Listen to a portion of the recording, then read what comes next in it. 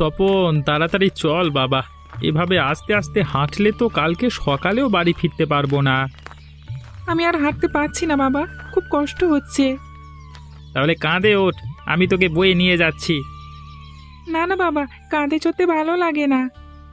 কাঁধেও চড়বি না, হেঁটেও যাবি না, তাহলে কি করবি কি? তুমি গাড়ি নিয়ে এসো বাবা, আমরা গাড়ি করে বাড়ি যাব। পাগল ছেলে, এ ফাঁকা মাঠে গাড়ি চলে নাকি? আরে এখানে পাশে হাঁটা ছাড়া কোনো উপায় নেই, বুঝলি? তবে এক সময় এখানে নৌকা দিয়ে যাতায়াত করা হতো। আহা, কি মধুর সময় ছিল সেগুলো। ছেলেবেলায় বাবার সাথে নৌকায় করে হাটে যেতাম। বলো কি বাবা, এই ফাঁকা মাঠে নৌকা চালাতে হবে কি করে? এখানে পানির ছিটে ফোঁটাও নেই। আরে তখন এখানে ফাঁকা মাঠ ছিল না, ছিল এক ছোট্ট খাল। আর খালের দুপাশে ছিল সবুজ ফসলের ক্ষেত। তারপর সেই খালের কি হলো বাবা? সে অনেক কথা বাছা, পরে বলবো। এখন চল, বাড়ির পথে রওনা দিই, সন্ধে হতে চললো।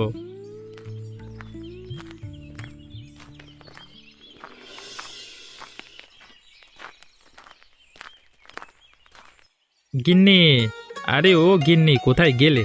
তাড়াতাড়ি বাজারগুলো নাও। হ্যাঁ রে, তোরা এতক্ষণে এলি? বৌমা অপেক্ষা করে করে রান্নাঘরে গেল। আর বলো না মা, এই রোদে একেবারে আসা যাচ্ছিল না। রোদ কিছুটা কমলে রওনা দিয়েছি। ভালো করেছিস বাবা, ভালো করেছিস। না হলে তপনটারও খুব কষ্ট হয়ে যেত।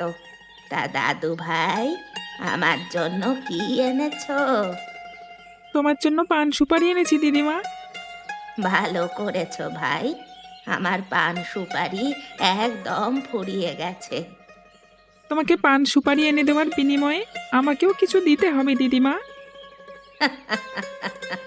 তা কি চাও তুমি? আমাকে গল্প শোনাতে হবে। ও, এই কথা, ঠিক আছে। আজ রাতে তোমাকে চাঁদের বুড়ির গল্প শোনাবো। তা কেবল গল্প শুনলে হবে? পড়তে হবে না? পড়বো মা। তাহলে তাড়াতাড়ি যা, হাত মুখ ধুয়ে পড়তে বস। তা তোমার এত দেরি কেন? আর বলো না, এই রোদটার জন্যই দেরি হয়ে গেছে। তা এত চেঁচামেচি কিসের? কিসের আবার?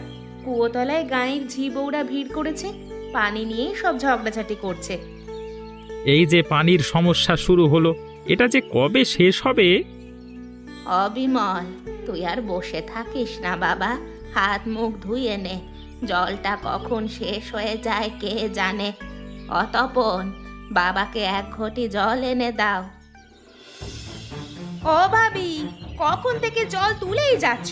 বলি কুয়োটা বাড়ি নিয়ে যাবে নাকি? আরে বউ, থামো থামো, কেবলই তো কলসিটা নিয়ে এলাম, এর মধ্যেই তোদের তো হয়ে গেল। এ কি বলছো চাচি? কেবল কলসি নিয়ে এসেছো? আমি তো সেই বিকেল থেকে তোমায় কুয়োর ধারে দেখছি। মানুষ আসে মানুষ যায়, কিন্তু তোমার জল নেওয়া শেষ হয় না। শোনো শোনো মেয়ের কথা শোনো, কথা একেবারে মুখে তৈরি থাকে, যেমন মা তেমনি মেয়ে। এই এই একদম মা তুলে কথা বলবে না। তোমার পাকা ধানে মই দিয়েছি নাকি বাড়া ভাতে ছাই দিয়েছি? কি করিস নি শুনি? রোজ জল নিতে আসলে আমায় কথা শোনাস। আমি কিন্তু এসব বরদাস্ত করব না। বরদাস্ত করতে বললো কে? এসে তো চুলোচুলি লাগাও আমার সাথে, দেখি কার কত জোর। ও চাচি, তোমরা কি এখনো ঝগড়া করবে? সন্ধে হয়ে গেল যে। এই রে, দেখতে দেখতে সন্ধে হয়ে গেল, টেরই পাইনি। তাড়াতাড়ি বাড়ি যাও, আমাদেরও তো জল লাগবে। এখন আবার জল না জমতে দিলে সকালে পাওয়া যাবে না। ঠিক বলেছিস রে তপন, এখানে ঝগড়া না করে বাড়ি যাই, হাতে অনেক কাজ পড়ে আছে। চলো মা, আমরাও বাড়ি যাই। কাল সকালে এসে দেখবো কে জল নিয়ে যায়। বলো দাদু ভাই, কি গল্প শুনবে আজ? আচ্ছা দাদিমা, আমাদের গ্রামের সবাই জল নিয়ে এত ঝগড়াঝাটি করে কেন? জল নেই তাই সবাই ঝগড়াঝাটি করে। আর কেবল আমাদের গায়ে নয়, পাশের গায়েও জলের এমনই হাহাকার। তা জল নেই কেন? অন্য জায়গায় তো জল অনেক পাওয়া যায়। আমাদের এলাকায় এক সময় জল ছিল রে দাদু ভাই। এক সময় খাল বিল ভরে জলের ভান্ডার ছিল। বাবাও তখন বলেছিল গায়ের পাশে মাঠের মধ্যে একটা খাল ছিল, সেই জল ফুরলো কিভাবে? সে অনেক লম্বা গল্প দাদু ভাই, বলে শেষ করা যাবে না। আমি শুনতে চাই সেই গল্প দিদি ভাই। শোনো তবে, আগে এখানে একসাথে দুটো গাঁ ছিল। একটি হলো আমাদের গ্রাম, আর একটি হলো মাঠের ওপারের গ্রামটি। দুই গ্রামের মানুষের মধ্যে ছিল গলায় গলায় ভাব। দূর দূরান্তের মানুষ এই গ্রামগুলোকে ডাকতো শিমুল পাড়ুল নামে। আর সেই গ্রামের মাঝখানে ছিল একটি ছোট্ট খাল, তার নাম ছিল ফুলকুমার। তারপর কি হলো? তখন আমাদের কোনো দুঃখ ছিল না রে দাদু ভাই। ফুলকুমার খালের কল্যাণে মাঠ ভরা ফসল ছিল, গাছ ভরা ফল ছিল। কিন্তু হঠাৎ করে খালটা শুকিয়ে যেতে শুরু করে। দুই গ্রামের মানুষের কপালে দুর্ভাগ্যও শুরু হতে শুরু করে। খালের জল শুকলো কেন? সে আরেক ইতিহাস। হঠাৎ করে একদিন খালের মোহনায় আসলো এক বিদেশি বণিক। সে খাল বাঁধ দিয়ে একটা কারখানা তৈরি করলো। তখন থেকেই আমাদের কপাল পুড়তে শুরু করলো। খালের প্রবাহ বন্ধ হওয়ায় আস্তে আস্তে সেটি শুকিয়ে যেতে শুরু করলো। এখন তার চিহ্নই পাওয়া যায় না। সেই বণিকের বিরুদ্ধে কেউ কথা বলেনি?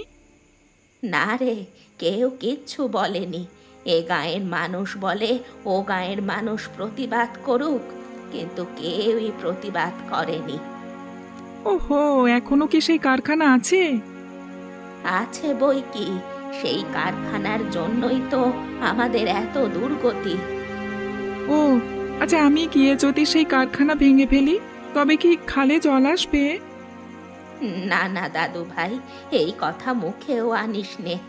ও বড় ভালো লোক নয়। এই কথা যদি রায়চৌধুরী জানতে পারে তবে সর্বনাশ হয়ে যাবে। রায়চৌধুরীটা কে? উনি কারখানার মালিক।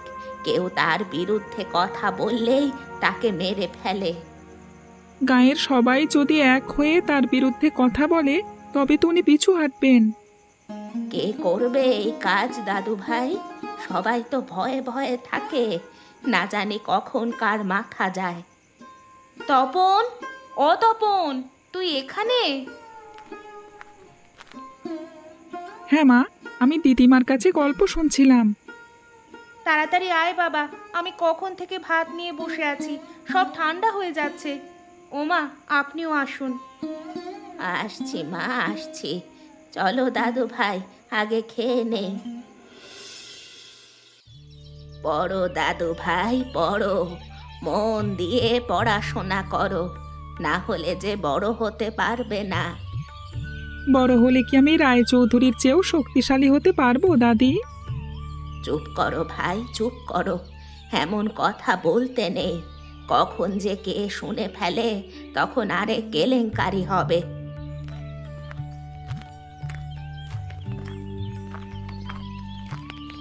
বিমল, আরে ও বিমল, ঘরে আছো? বিমল ঘরে? তার কাছে কি কাজ বাবা? ওকে ডাকুন, রায় চৌধুরী কথা বলতে চান। বলুন, কি কথা আমার সাথে? ওনাকে বসতে দে বিমল। আসুন আসুন চৌধুরী মশাই, বসুন এখানে। তো তোমার কি খবর বিমল? চাষবাস কেমন চলছে? কেমন আর চলবে, যেমন আপনারা রেখেছেন তেমনই। বটে বটে, তা আমার বিরুদ্ধে তোমার বাড়িতে ষড়যন্ত্র হচ্ছে শুনলাম। ষড়যন্ত্র? বলেন কি? আমার বাড়িতে কে আপনার বিরুদ্ধে কথা বলবে? আমার চর সব জায়গায় থাকে বিমল। কালকে রাতে তোমার ছেলে আমার বিরুদ্ধে লাঠি ধরবার কথা বলল। আমি তাই সাবধান করতে এলাম। সময় থাকতে ছেলেকে সামলাও, না হলে ভবিষ্যতে বিপদ হবে। ও এতটুকুন ছেলে আনমনে কি থেকে কি বলে ফেলেছে, সেজন্য আপনাকে আমার বাড়িতে আসতে হলো। আমাদের চৌধুরী মশাই খুব সচেতন, ঠিক আছে? তিনি কোনো শত্রু জাগাতে দেন না, ঠিক আছে? এত ভয় কিসের আপনার? আপনি না রায়চৌধুরী, এত বড় মানুষ, এই বাচ্চাটাকে ভয় পাচ্ছেন? আমি ভয় পাচ্ছি না বিমল। আমি কেবল তোমাকে সাবধান করতে এসেছি। আমার কথা শেষ, এবার উঠলাম। চলো মানিক, চলো।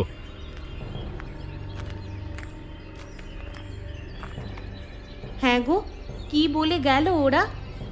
কিছু নয় গিন্নি, ও কিছু নয়, তুমি গিয়ে রান্না করো।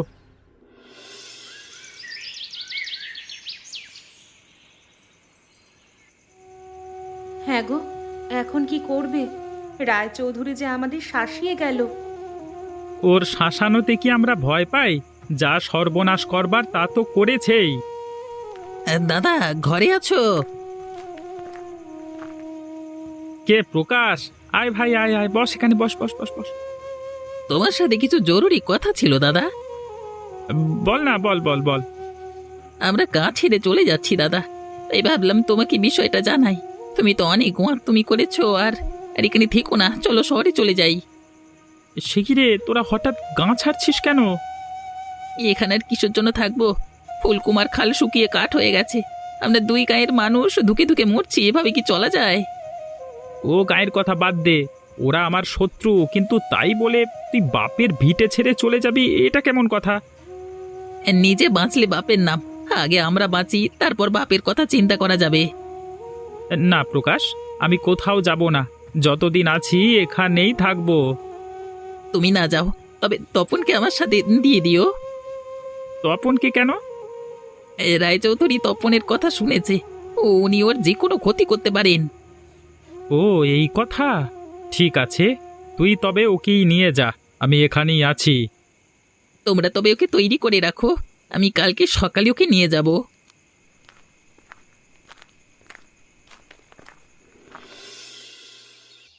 ভালোভাবে থেকো বাবা, আর একদম দুষ্টুমি করবে না, একদম লক্ষ্মী ছেলে হয়ে থাকবে। আমি কি আর এ গ্রামে আসবো না মা? না না, তোর আর আসবার দরকার নেই রে, আমরাই গিয়ে দেখে আসবো। ঠিক আছে বাবা। এটা রাখ দাদু ভাই, এখানে কটা পিঠা আছে, পথে খেয়ে নিস। ধন্যবাদ দাদু ভাই, আমি তবে আসি। আসি মা। যা বাবা, সাবধানে থাকিস। আসছি দাদা, তোমরা ভালো থেকো।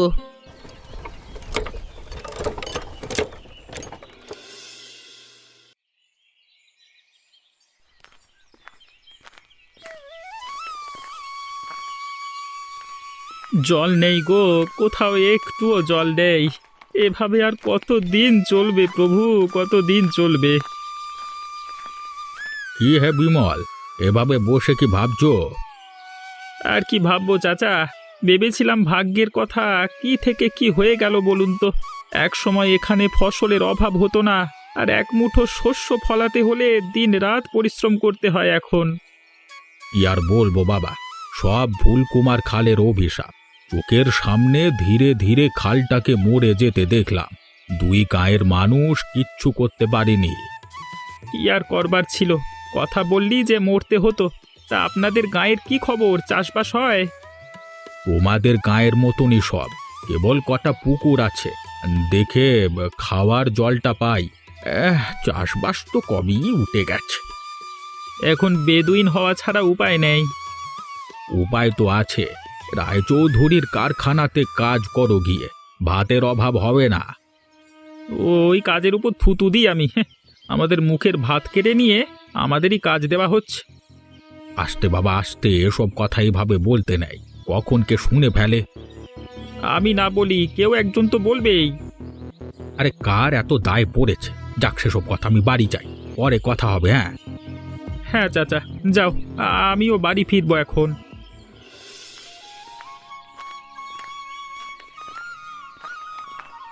গিন্নি, গিন্নি, এক গ্লাস জল দাও তো। এত দেরি হলো কেন তোমার ফিরতে? আর বলো না, মাঠের মাটি এত শক্ত, জমি তৈরি করতে করতে 12টা বেজে গেছে। এই নাও। তা মা কোথায়, দেখছি না যে? মা ঘরে আছে, আজ তপনের চিঠি এলো। কি লিখেছে তপন? বাড়ি আসছে ও। হঠাৎ বাড়িতে কেন?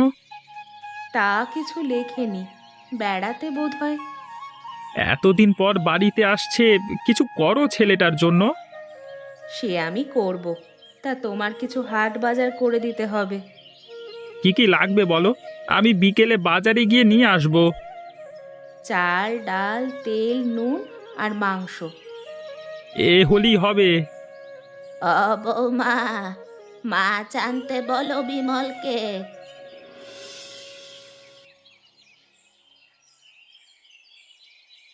নে বাবা, মাছের মুড়োটা খা। ও মা, এত বড় মাছ আমি খেয়ে শেষ করতে পারবো না। খা ভাই খা, না খেলে তোর বাবা রাগ করবে। হ্যাঁ রে, ও মাছটা খুব কষ্ট করে সংগ্রহ করেছে। সে কি মা, গায়ে মাছ পাওয়া যায় না?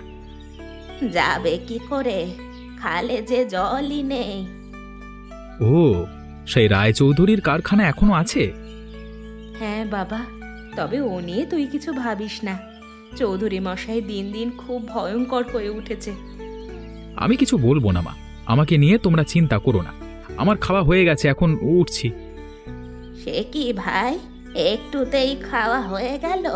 সব যে পড়ে আছে।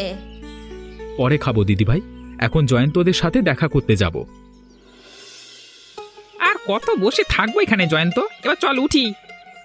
আরে উঠে যাব কোথায়, সব জায়গায় তো কাঠ ফাটা রোদ্দুর, তার চেয়ে বরং এখানেই বসে থাকি। ওটা কি, এ কে আসছে জানো? তো আপনের মতো দেখা যাচ্ছে না? হ্যাঁ রে, তপনই তো। কি খবর, কেমন আছিস তোরা? এই তো আছি। তা এতদিন পর গায়ের কথা মনে পড়লো। কি করব বল, বাবা মা তো আসতেই দেয় না। তা তোদের খবর কি? কি আর করব, বসে বসে দিন কাটাই, মাছি মারি আর এই রায়চৌধুরীর কারখানায় কাজ করি, ব্যাস। চাষবাস করিস না? করব কি করে, জলই তো নেই। গাঁয়ের কেউ আর চাষবাস করে না রে, কেবল তোর বাবা মা ছাড়া সবাই কাজ করে। ওতে চলে তোদের? চালাতে হয়, এছাড়া যে উপায় নেই। তাহলে কৃষিকাজে ফিরে আয়, আমিও সেজন্য গাঁয়ে এসেছি। তুই কৃষিকাজ করতে গাঁয়ে এসেছিস, বলিস কি? হ্যাঁ রে, তপন কাকুর সব জমি জমা আমাকে দিয়েছে, তাই ভাবছি সেগুলো চাষ করব আর মনের সুখে ফুলকুমার খালে মাছ ধরব। পাগল নাকি, এই শুকনো কালে মাছ ধরবি কিভাবে?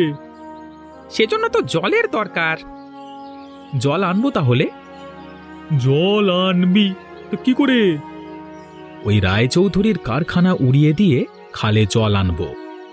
হে হে, হায় হায় হায় হায়, কি বলছিস রে? রায়চৌধুরী তোকে ধরতে পারলে কি অবস্থা হবে বুঝেছিস? আমি সব বুঝতে পেরেছি, কিন্তু আমাকে ধরবার আগেই আমি রায়চৌধুরীকে ধরে ফেলবো। তা কি করবি শুনি? শোন তবে। তোর বুদ্ধিটা মন্দ নয়, কিন্তু তুই একা কিছু করতে পারবি না। সেজন্য দুই গায়ের মানুষকে একত্রিত করতে হবে। সে আমি করব, তবে কারখানার ভেতরের দিকটা তোদের সামলাতে হবে। ও আমাদের উপর ছেড়ে দে। এখন তবে চল গোপাল কাকুর বাড়ি, আজকে এই শিমুল পারুলকে একত্রিত করতে হবে। তাই চল। তোমাদের সব কথা শুনলাম, আমিও চাই আমাদের দুটি গ্রাম আগের অবস্থায় ফিরে যাক, কিন্তু রায়চৌধুরী কি এত সহজে ফুলকুমার নদীতে জল আসতে দেবেন? প্রয়োজনে আমরা বিদ্রোহ করব, তবুও আমাদের খালে জল চাই। আগেই খুনোখুনির মধ্যে যাওয়ার দরকার নেই বাবা, রক্তপাত না করে কিভাবে জল আনা যায় তাই ভাবো। তুমি কি বলো বিমল? এখন কেবল জল নয় চাচা, ওই রায় চৌধুরীকে উচ্ছেদ করতে হবে। উনি অনেক অত্যাচার করেছে আমাদের উপরে, তার হতে দেব না। সে তো করবই, কিন্তু আগে তো তাকে আমাদের হাতে আনতে হবে। রায়চৌধুরীর কারখানা দখল করতে পারলেই সে আমাদের হাতে আসবে।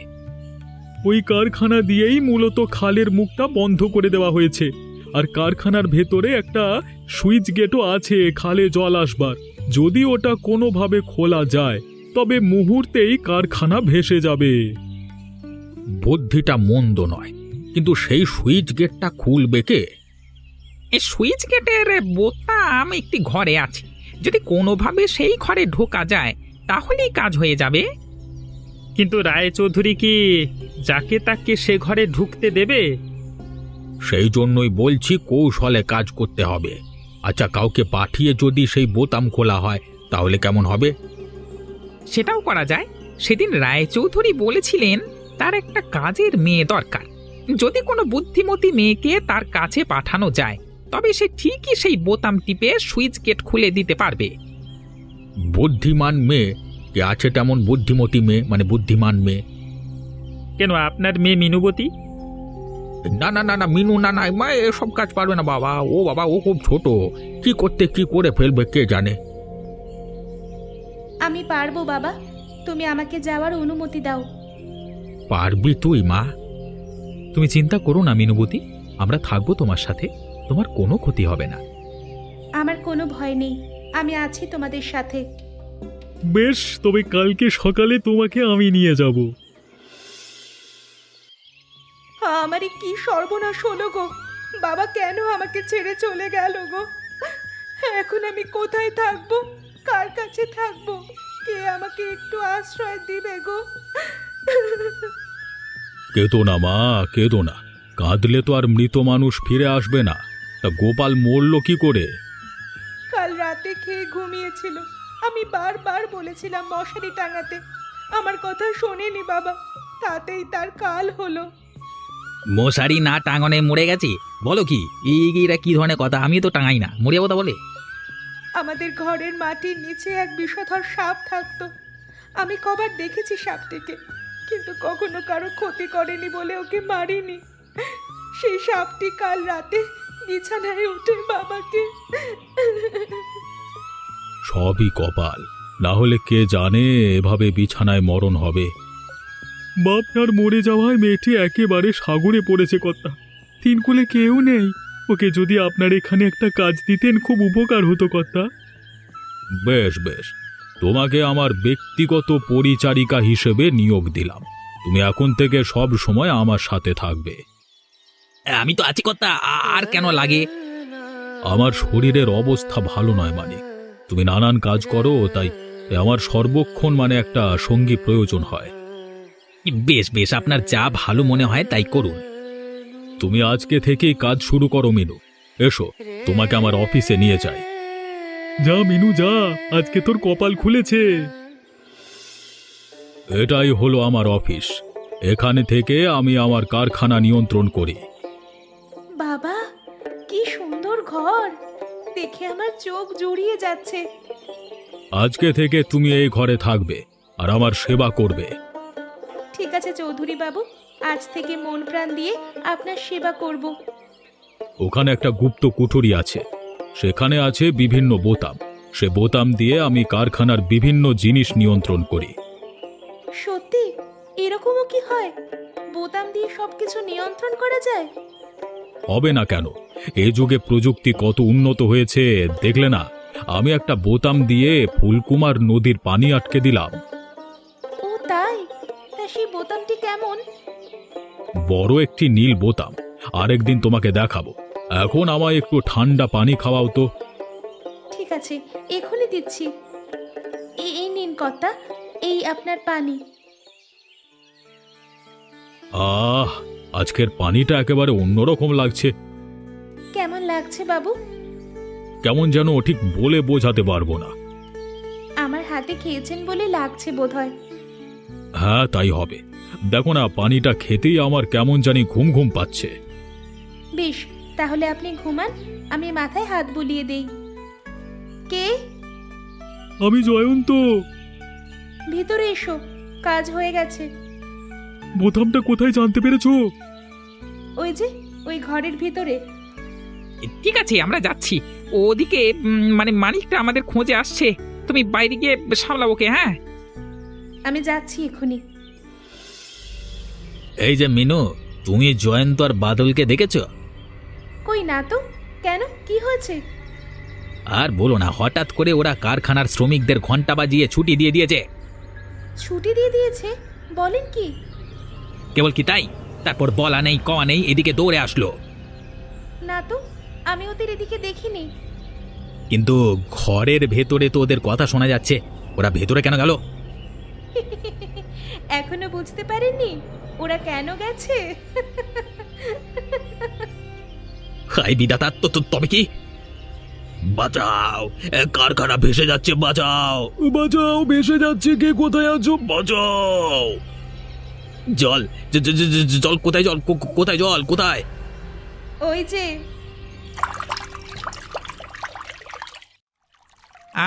অবশেষে বাতাস পেলাম একটু। আমি ভেবেছিলাম আজকে বুঝি মরি যেতে হবে। যাক বাবা, তোদের কিছু হয়নি এই ঢের, কিন্তু মিনুবতী কোথায় গেল? হ্যাঁ হ্যাঁ, আমার মিনু মা কোথায়, ওকে পাওনি তোমরা?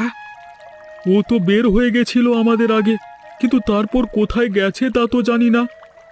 হায় হায় হায় হায়, তাহলে মনে হয় আমার মা জলে ভেসে গেছে। আমার এ কি সর্বনাশ হলো বিধাতা, কেন তুমি আমার মাকে নিয়ে নিলে? কেঁদো না বাবা, কেঁদো না, শক্ত হও, এই সময়ে ভেঙে পড়তে নেই। আমার তপনটারও তো কোনো খোঁজ পাচ্ছি না, ও যে কোথায় গেল। এই তো মা, আমরা এখানে। সে কি, তোরা এসেছিস? আমরা যে দুশ্চিন্তায় অস্থির হয়ে যাচ্ছি। আমরা সুস্থ আছি চাচা, আমাদের জন্য চিন্তা নেই। মিনু মা, তুই বেঁচে আছিস, আহা, আমার যে কি আনন্দ হচ্ছে। আনন্দ তো হবেই, আজকে আমাদের খুশির দিন, আর কেউ আমাদের জল নিতে পারবে না। ওই রায়চৌধুরীকে জলে ডুবিয়ে এসেছি। হ্যাঁ, আজ থেকে 2 গ্রামের শুকনো খাল জলে ভরে থাকবে, কারো কোনো জলের অভাব হবে না গো। বা বা বা, ধন্যি মেয়ে তুই, তোদের মতো সোনার টুকরো ছেলে মেয়ে রেখে আমরা কিনা জলের কষ্ট করেছি। আয় বাছারা, আমার বুকে আয়, আজকে থেকে তোরা সবাই মিলে মিশে থাকবি।